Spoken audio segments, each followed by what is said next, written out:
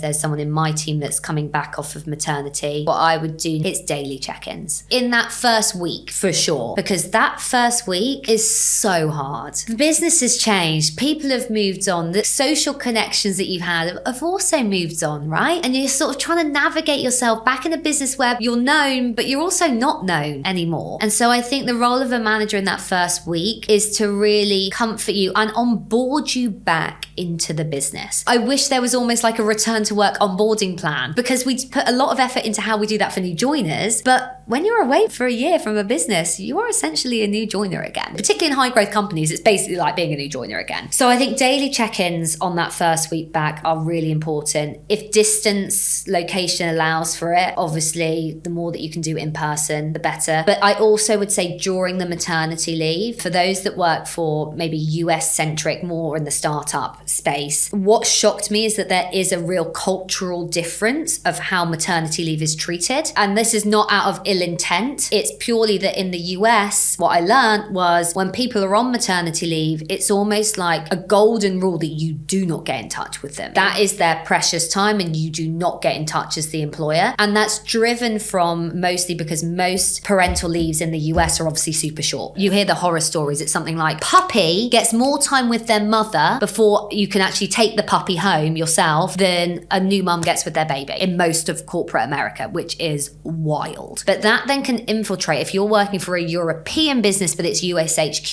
the cultural norms can be quite different. And so I actually had to say to our sort of GM of Europe and my leader who's based in the States, like, no, please get in touch with me. Like, oh, we didn't think we were allowed.